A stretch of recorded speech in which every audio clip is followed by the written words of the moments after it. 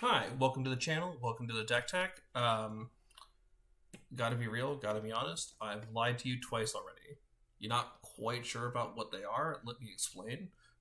Uh, the DeckTech that I'm going to do today has nothing to do with mill. Thus is my namesake, Glipsy Unthinkable, the blue-black sorcery that can mill a player, which is dumping their top 10 cards into the library for 10, as I said. That's not a thing in this DeckTech.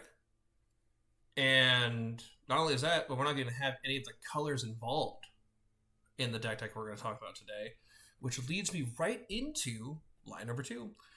It's not even this Zurgo. This is a distraction, something to just be cruel about for reasons only I will understand.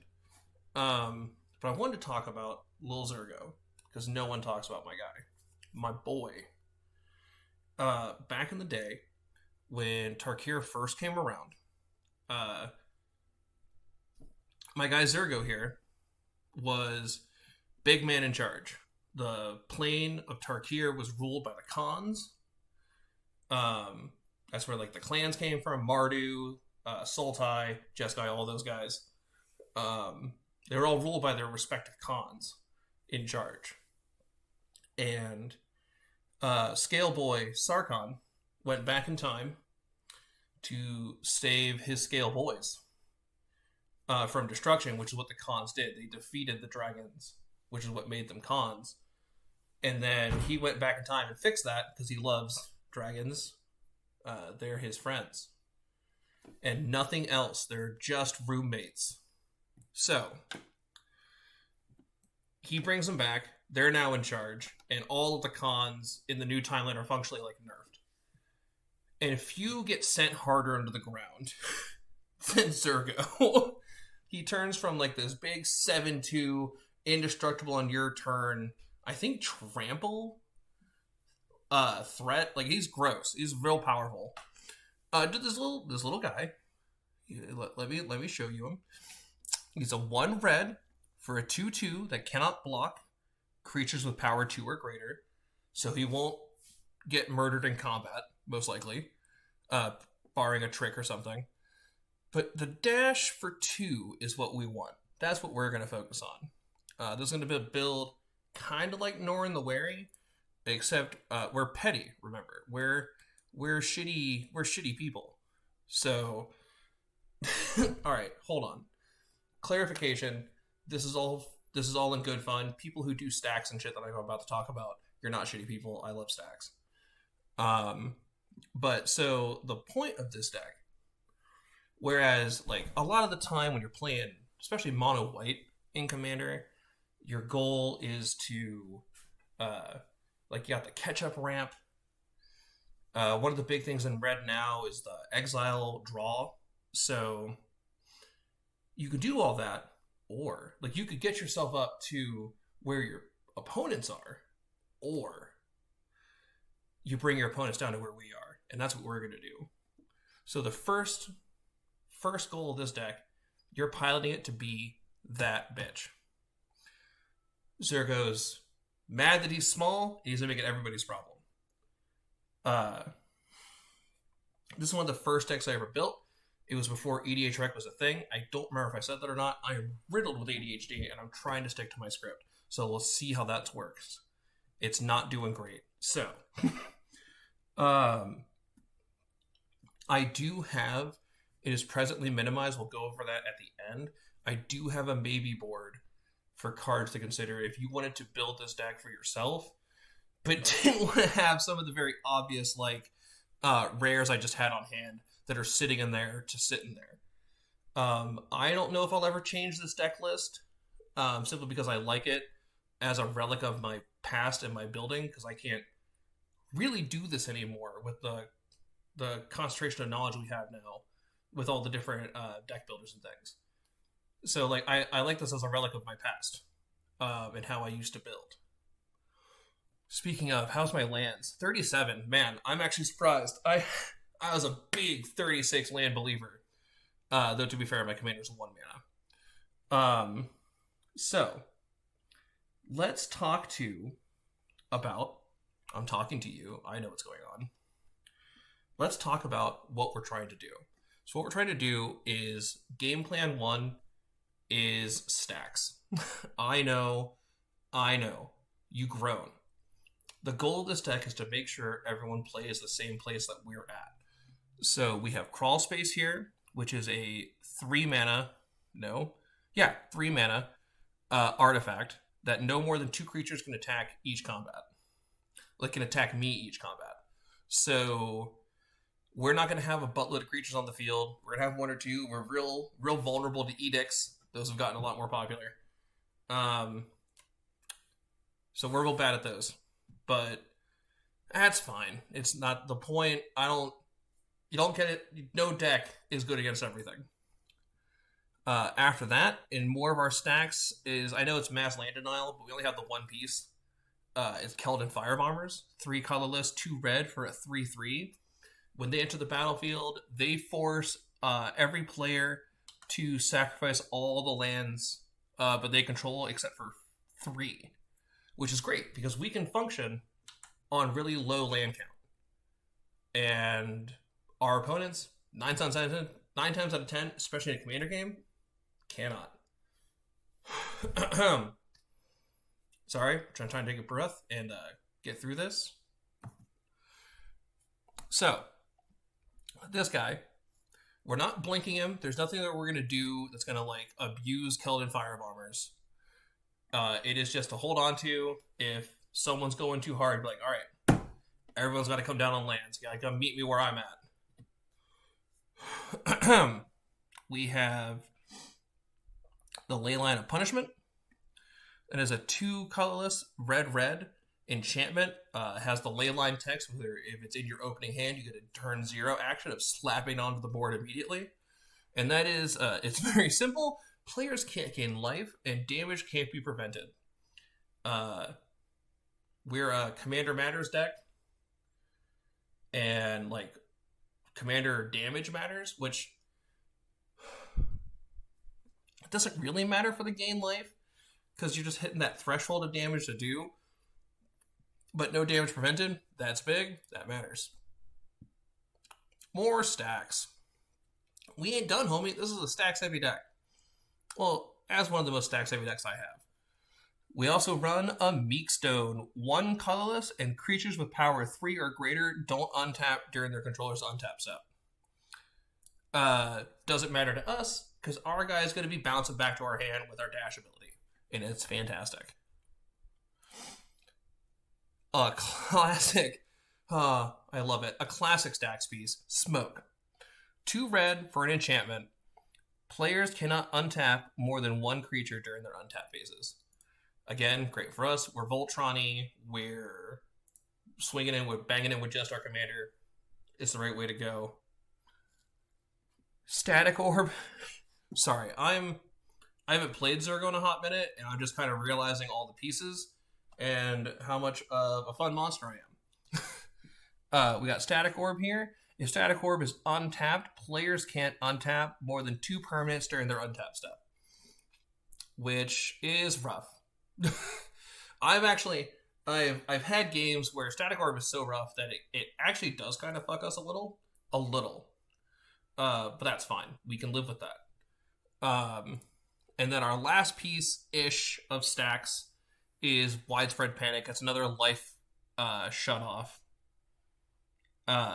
Is it? No, that's a different thing. It's a different enchantment I have. This one is whenever it's 2 colorless and a red for an enchantment. Whenever a spell or ability causes the controller to shuffle his or her library, that player puts a card from his or her hand on top of his or her library.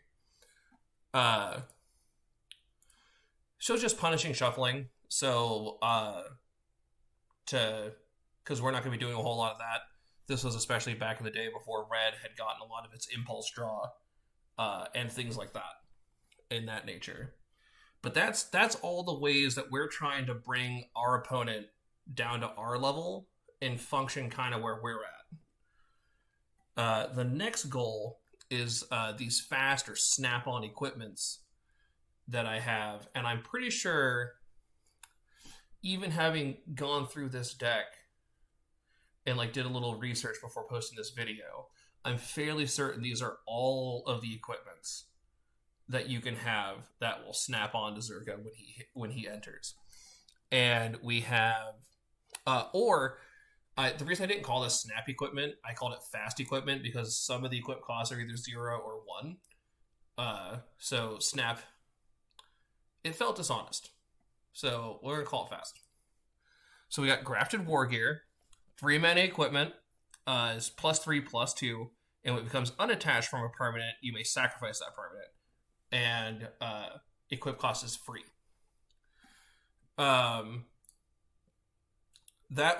We will, God, I hope my ADHD remembers, but we will circle back to how much fun we can have with Grafted War Gear in a second. Next, one of our snap equipments, we have Hero's Blade, 2 mana for an equipment. Equipped creature gets +3/+2. Whenever a legendary creature enters the battlefield under our control, we may attach Hero's Blade to it. Bim bam boozle. We dash him in. We give him a sword. That's how we do. We want all kinds of stuff to do that. We have Lightning Greaves, which is another snap equipment-ish. It's a free equip. You got to be careful, though, because important note about Shroud is equipment targets. So if you're trying to equip something to your creature, it is pay this to equip to target creature. And Shroud specifically says that your creature cannot be targeted by anything. Crap you do, crap your opponents do, nothing. So you want to make sure that you're dashing them in and let all the things snap on, which I believe you have to do anyway. And then make sure you equip anything else you want to equip first that you would have to pay for. That are some of our cheaper equipments. Do that before Lightning Greaves. Otherwise, you won't be able to do it. You have to sequence that correctly. Then we have the Obsidian Battle Axe. It's a 3 mana equipment, +2/+1. Equipped creature gets +2/+1. Oh, and haste. And whenever it comes into play, whenever a warrior comes in, which Zurgo is, you may have it just snap on, which is great. Next is the Ronin War Club, 3 colorless for a +2/+1 equipment. And this is another, whenever a creature comes into play under your control, snap it on. We love it.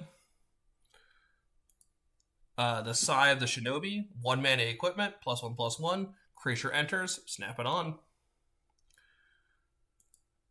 Stormrider Rig, 2 mana, 2 equip, +1/+1. Whenever a creature enters onto the battlefield, snap it onto him. And then we got his Piste de Resistance, Tenza Godo's Maul. Right now, it's Zurgo's Maul. It's a 3 mana equipment. Equipped creature gets +1/+1. But as long as it's legendary, it gets an additional +2/+2. As long as it's red, it has trample. So for 3 mana and 1 equip, Zurgo gets +3/+3 and trample. And that's delicious. We love it. And it's commander damage. You are beaten face with this deck. Those are like the 2 core strategies that I put together when I built this deck. And then there's a lot of pump spells in the deck as well. All of our pump magic over here, giving creature double strike for 1 mana, assault strobe, and we have Blazing Shoal, which is X and red. Instant arcane, you may remove a red spell with converted mana cost X or less, or convert mana cost X from your hand from your game rather than pay this spell's mana cost. Creature gets +X/+0 until end of turn. That's actually why we have some of the bigger threats, like the bigger high cost things in here, is specifically to pitch to Blazing Shoal. Where are Brute Force is good, 1 mana instant, +3/+3. Downhill Charge is good. 2 colorless, 1 red instant. Target creatures puts +X/+0, where X is number of mountains you control. I'm trying to find one of our. There it is from the. Oh man, which trip to Ravnica was it? I think it was our second trip to Ravnica. We got the Gruul mechanic of Blood Rush. which was kind of understated. I don't ever hear anybody talk about Blood Rush, and I get the commander is not a hyper aggressive format. We've moved very much to a mid game or a mid range style play, but Blood Rush is great because an important note about this kind of pump, it says Blood Rush for 1 mana, discard Revelbelt Maka, which is a 2 colorless or 3 colorless and 1 red 3/3 cat. But you can pay 1 red and discard this card, and then target creature you control gets +3/+3 until end of turn. Fun fact, you can't counter that.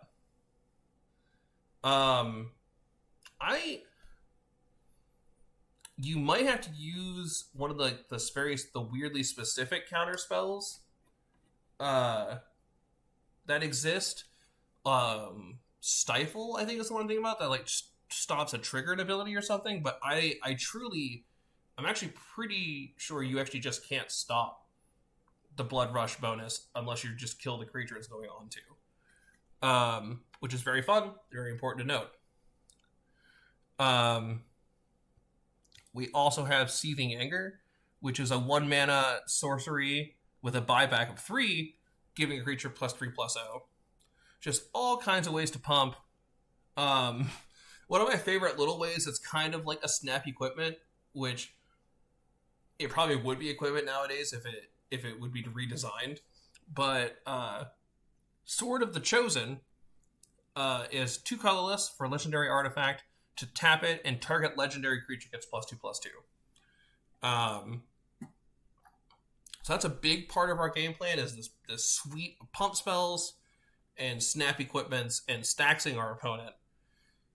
And truly, the grossest thing you can do, I'll actually get to in 1 second, but I gotta tell you, you've already surely seen it, but one of the cards we have in this deck that you absolutely just, how do you not run? It's just 100% synergy with Zurgo-Bellstriker. Oh, pardon me. It's just 100% synergy with Zurgo-Bellstriker. Temple Bell. 3 colorless mana for an artifact. Tap, each player draws a card. He's the Bellstriker. Let's go. In fact, honestly, the only way that I would probably redesign this deck is if I were to locate other Bell cards to flood this deck with and truly lead into snap equipment, pump spells, stacks, and bells. That would be the deck. That'd be fun.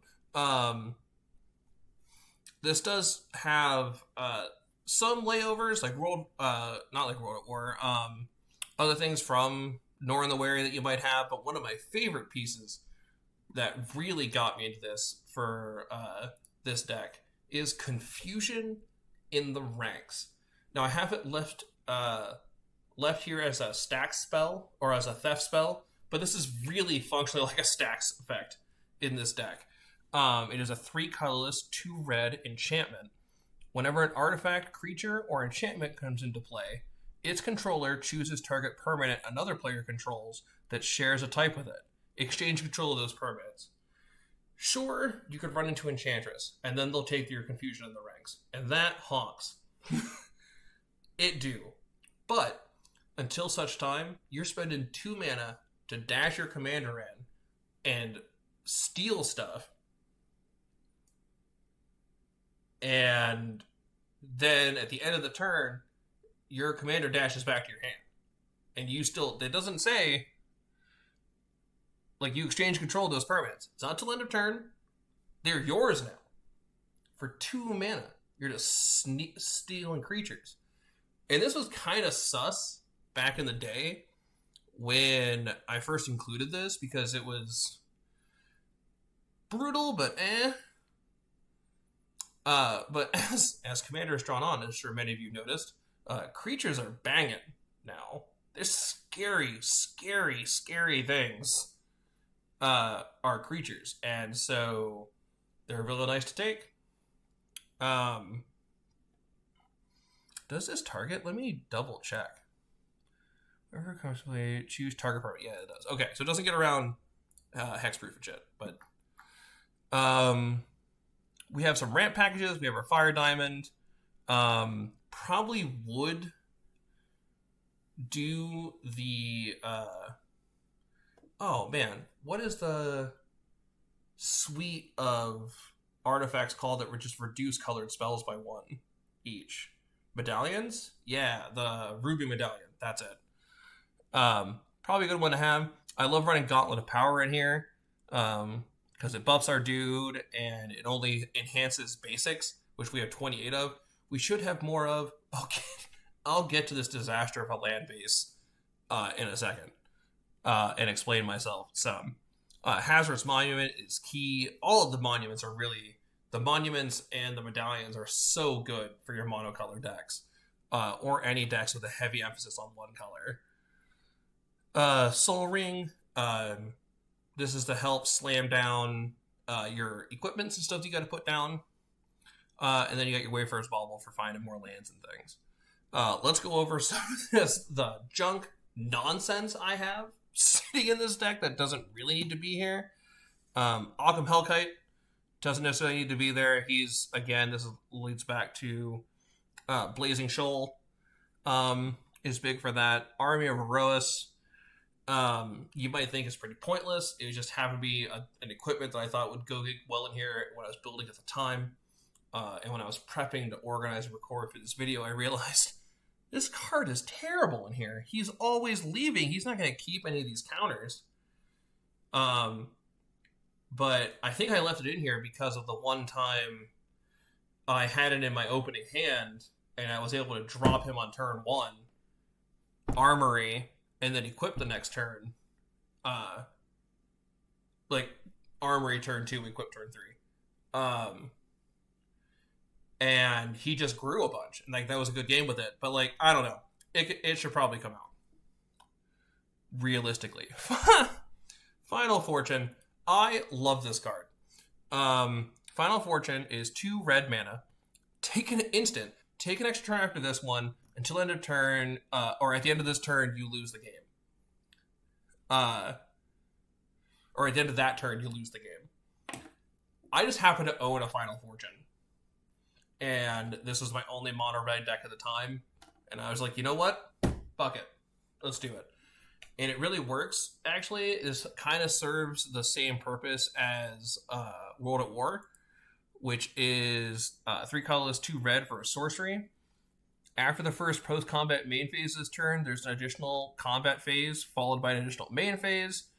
At the beginning of that combat, untap all creatures that attack this turn. And it has Rebound, which means it comes back for free at the upkeep. Yeah. And those are just to, like, bang in some combats to hit in that commander damage and either knock somebody out or end the game on somebody. Well, with Final Fortune, you're trying to end the game, because if you don't, you end the game a different way. At least for you. That should also probably come out. And of any thing that might pop out of this deck, it might be Final Fortune, because I would want to put it somewhere else, maybe. Because it's the only one I have, and let me double check its price. It's a little spicy. So, gotta be careful. Hamletback Goliath is another one of the examples of, like, I don't know if this should be here, but it at least works more with our commander than our Army of Erois. It's whenever another creature enters the battlefield, you put X+1/+1 counters on Hammerback, or Hamletback access its power. So every time we're dashing our dude in... Now, I was not as wise in the ways of Magic and its rules when I built this. But knowing what I know now, with ordering of effects and things, there's part of me that wants to know, because I don't know if it's true or not, is if Zurgo hits, this effect goes on the stack, but so do all of these other effects that go on the stack. So you could snap on all of your equipments first, then your Hamletback Goliath gets like 8 counters. I'm not 100% sure. I think that's how it works. I've got the Hanweir Settlements and Garrison combo. I happened to pull them during with my box with that set. the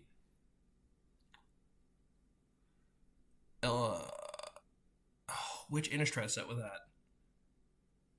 I can't remember what the name of it was, but it was I think it was the one where they actually put Emrakul on the moon. But those would absolutely not be in here, frankly. But they're fun. Especially I tell you what they do. So the battlements is add colorless to your mana pool, pay red, target creature has haste till end of turn. Pay 3 in red, and if I both own and control this and the garrison, you flip it and transform it. Do they show their meld? Am I dumb? I could be. Anyway, and then the garrison is whenever garrison attacks, you get 2 1/1 red human tokens tapped and attacking. These will also probably come out if I were to ever retouch this deck, which I don't want to. If I do, I might at least save this list on Architect so that I always have it. But anyway, Temp with Vengeance is just another way to get bodies on the board so we can block if we need to.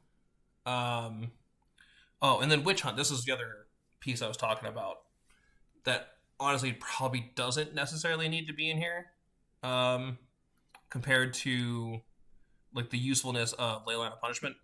But it's another effect that stops our players from gaining life.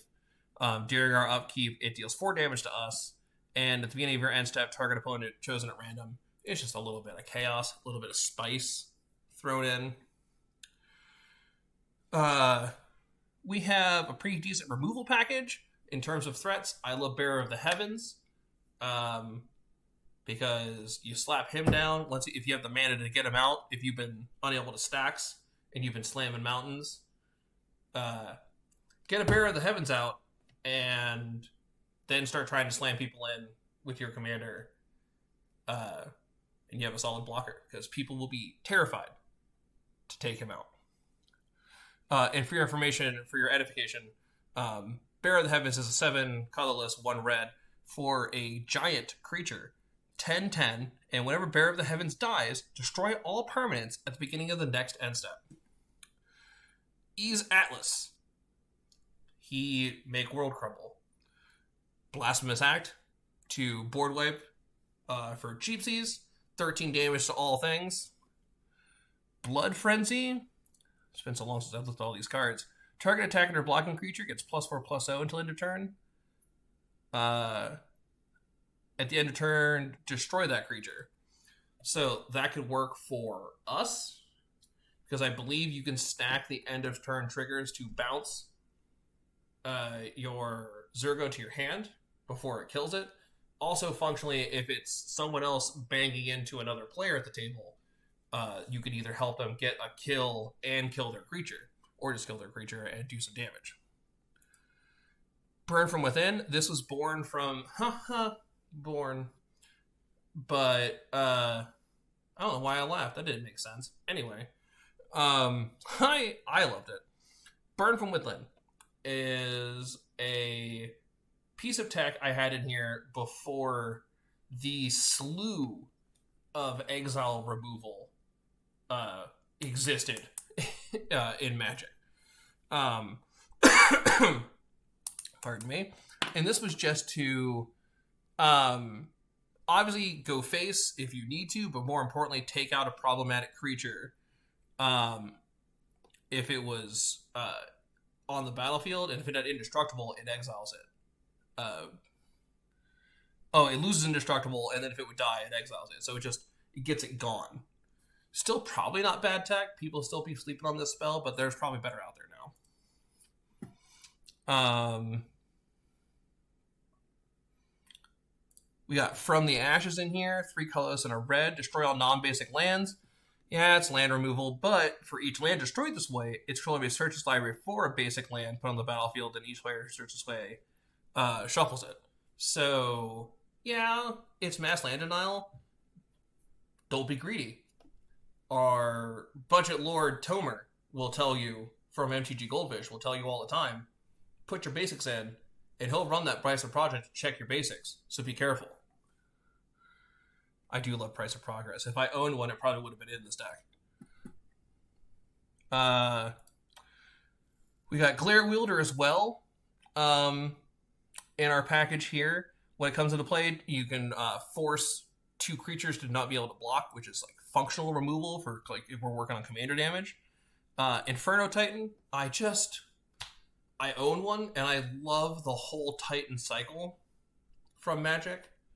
But he's a 6 mana, 4 colorless, 2 red for a 6/6 giant. Pay 1 red to give him fire breathing, which is just he's got the fire breathing technique, which is pay 1 red to pump him up +1/+0. But whenever he enters or attacks, he may bolt something or spread that damage divided as you choose among any number of targets. Is so good. I love the whole Titan cycle. They're just so great. A big hang-up from the Nor and the Wary style that this kind of was born from-ish is Warstorm Surge and some of the other ETB things we've talked about. And this, whenever it enters the battlefield under your control, it deals damage equal to its power to any target. Which, again, that might work with the snap equipment, too, like I was talking about with Hammerback Goliath. Not 100%. So, and we got Browbeat for card draw, which is 2 colorless, 1 red. Any player may have Browbeat deal 5 damage to him or her. If no one does, target player draws 3 cards.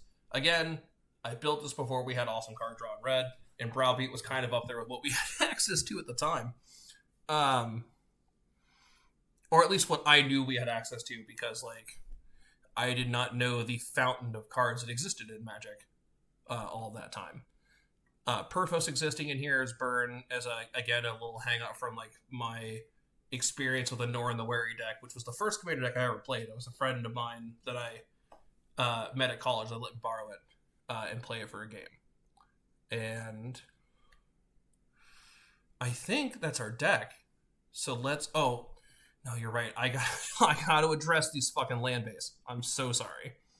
Darksteel Citadel is in there because I own one. And that's it. It's also destructible, so if I were to play my Burn from the Ashes, it's a non-basic land. It wouldn't destroy it. I don't know. It's not a good enough synergy to keep it. We got Balance Lands of the Truth. I love them. And I love Dormant Volcano because this pays for a commander's dash tax in 1 permanent. And that's great. We love that. Ghost Quarter, again, keeping your opponents on their toes and putting them in their place. We don't run a Crucible Worlds, though I do own one. And it's not in anything. No. Anyway, we got Ghost Quarter to take out oppressive lands, Strip Mine to take out oppressive lands. Again, these are just things I owned at the time. Haunted Fengraf is just there as a utility land to get something back if I need it. Teetering Peaks probably doesn't need to be there. It was a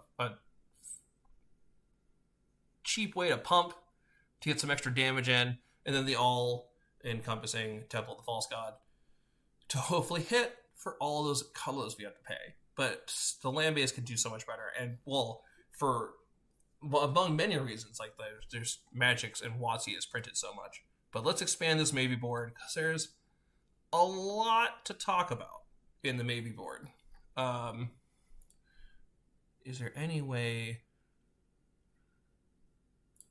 No. Okay, so we have Antagonize in the maybe board.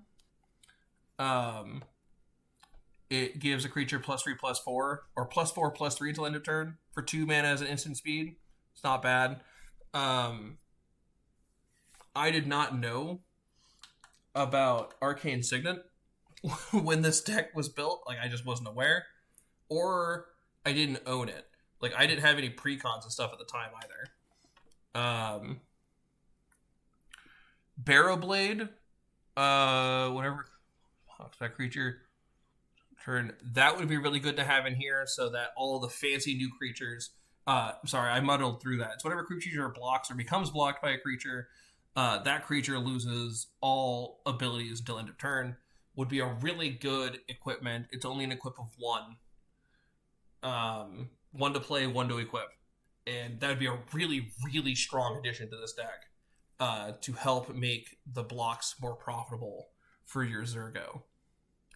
We got Big Score, and I think I put in the other 4-mana one, whose name always escapes me, in there. It's the discard 2 cards, draw 2 cards, make 2 treasures. Just better stuff that they printed in red since I built this. Blacksmith Talent actually works quite well, because when it enters, it creates an equipment. And then if you need to combat your turn, you just attach equipment for free. And it gives equipped creatures not indestructible. That would be sick. It gives equipped creatures double strike, and that's awesome. Excuse me. Blood Mist. We have at the beginning of combat on your turn, target creature control gains double strike. Also an incredible enchantment to have on the board.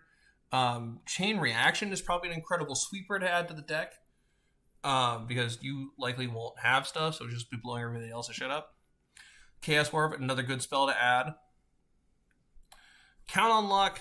I love this enchantment. I don't own it. I want one so bad. I'd love to throw one in here. All kinds of stuff. You can throw in a Tally in here as one of your big top-end things to be able to drop, but then there's also like a pitch to your Blazing Shoal. There's just better things that have been printed since Hamlet Back Goliath and what was my other? Akum Hellkite, stuff like that. Akum Hellkite, Itali. I won't tell you which one is better, but I think you know. Enduring Courage would be awesome. Simply, I don't own this art. I like looking at it. Is this foiled? I don't need you to be. I guess it's just always going to be. All right, but I like studying the pretty arts sometimes just for fun. Explorer Scope, also an incredible ramp piece for a deck you're already trying to attack in on. Face Saluting for more draw. Oh, Gimli of the Glittering Caves. There's another Gimli I think that was good. But this is whenever another legendary creature enters the battlefield under your control, Gimli gets +1/+1. Gets a +1/+1 counter, and whenever he deals combat damage to a player, you get a treasure, which also helps you. It helps you build another threat while you're dropping your Zurgo. He's also a cheap creature to play, and whenever he bangs in on somebody, he's got double strike on his own. And whenever he bangs in on somebody, you're getting a treasure token, which helps you set up and play through your stacks pieces. So this Gimli of the Glittering Caves would be an incredible addition to this deck. Gimli's Fury, target creature +3/+2, and if it's legendary, gains trample. Be pretty sick. Infiltrator's Lens is unblockable, right? Oh no, it's whenever it becomes blocked by a creature, you may draw a card. I guess I don't. Maybe that's not good. Let's just get rid of that. I'll do that now. Kedis. Kedis would be an incredible addition to this deck. 1 colorless red for a 1/1 elemental lizard. Whenever a commander you control deals combat damage to an opponent, it deals that much damage to each other opponent. And the partner doesn't matter, because it won't be our commander. But it's so good. If I could rule zero it, I would make this my guy's pet. But you can't do that. It's fine. Leather Armor, also not a bad, cheap quasi-snap equipment with the 1 equipment, and it gives a little bit more toughness and ward, which is nice. Only 1, but still, it's on the cheap. Masterwork of Ingenuity, I think would actually be an incredible addition to this deck, as it will be a 1-mana artifact equipment, and it may enter the battlefield as a copy of any equipment on the battlefield. Boom. Just make more snap equipments with the snap equipments you have. It's like having an extra one, because there's so few that just auto-equip to the dude as soon as they enter the battlefield, which is what we want. An older card I was not aware of at the time, and would probably recommend putting in this deck, is Power Matrix. 4 colors for an artifact. Tap target creature gets +1/+1 and gains flying, first strike, and trample until end turn. Bonkers. Love that.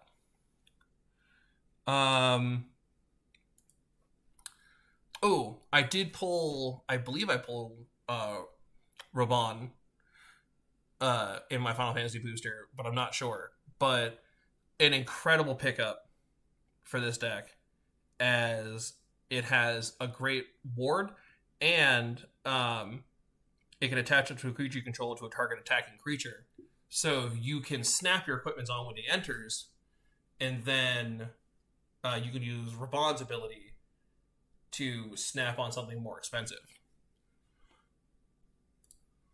Rude Medallion, like I talked about earlier, 2-mana artifact that reduces red spells by 1.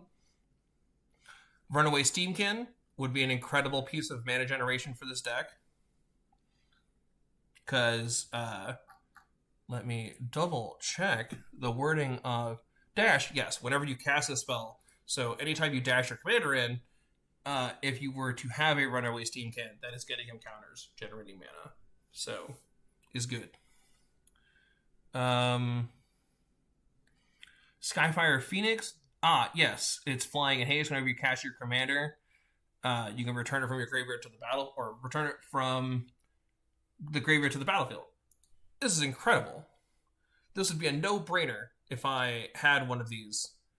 Oh, I wouldn't have even known this card didn't exist, I think. Yeah, it did not exist when I built this deck, but I would love to have one of these for this. Because that's the vibe. I do have Spikefield House I can throw in here. Spectacular Showdown, another incredible piece that I've had in other decks that have done well. It's put a double strike counter on target creature, then go to each creature that had a double strike counter and put it on it this way. So it's 2-mana sorcery, but you can overload it for 7, 4 colorless and 3 red, and just watch the world burn, and it's great. Thran Power Suit would also be an incredible addition for this deck. 2-mana equipment. The equipped creature gets +1/+1 for each aura and equipment attached to it, and ward 2. It has an equipment of 2, making it the most expensive equipment in the deck. But that's so worth it. It's so worth it. Thrill of Possibilities for more draw power. Two-Headed Axe. I want to get in here because I think it would be really beneficial marrying the idea of having my equipment with a spell. So the way Two-Headed Axe works is 2 colorless, 1 red equipment, and it has Adventure, which means you could cast it for its Adventure cost, which is Sweeping Cleave, 1 colorless and 1 red at instant speed. Target creature gains double strike until end of turn. And then Adventure exiles it, and when the equipped creature attacks, the equipment you can then cast for its regular equip cost after having gone on the adventure, and then when the equipped creature attacks, double its power until end of turn. So good, juicy, so good. Oh, Unexpected Windfall. Hey, found it, guys. I'm so good at this. I have memory for days. As other draw spell and some ramp. Unleash Fury. 3 colorless and red instant double the power of a creature. Vandal Blast for dealing with your other opponent's artifact nonsense. Warbringer, I think, would actually be pretty solid to put in here, even though I initially didn't. But Commander Tax applies to your dash, so that might help. And then the last card in here is Wild Magic Surge as additional removal along the same vein as Chaos Warp. And that's a lot. It's a lot to look through in that maybe board. Lots of options. But that's it. That's my guy. My little dude. And in conclusion, homies, he's just a little guy. And mayhap y'all will fall in love with him as I have and maybe want to build this deck. Or hopefully you'll fall in love with your own little weird guy and want to build a deck for them. And maybe they won't be so petty. Before I sign off, I do want to say, I know this deck is on the pricier side. I owned already a lot of the more expensive cards, or they have increased in price since then. But I have my prices set up with Mana Pool compared to TCG Player. And if you guys don't know, TCG is big stinky at the moment. They were bought by eBay, and they've had a lot of union busting and bad practices. So they're dealing with that, and we're just kind of like, you know what? We don't support that. We're gonna go deal with Manipool, and they've been so good. I've ordered from them a few times already. They're phenomenal. And I just learned that on a recent episode of Commander at Home that Brian Kibler, a friend of his, is like in charge of Manipool. So that's awesome. It's good to know. We like Brian Kibler. But that would be my recommendation for picking up cards, would be going to Manipool. I do believe they're specifically Magic cards. Not 100% on that. Do not quote me. But I would recommend going to Manipool.com. MANAPOOL.com. I will try to remember to put a link in the description. And that is it, my dudes. Try to be excellent to one another and spread love. Peace.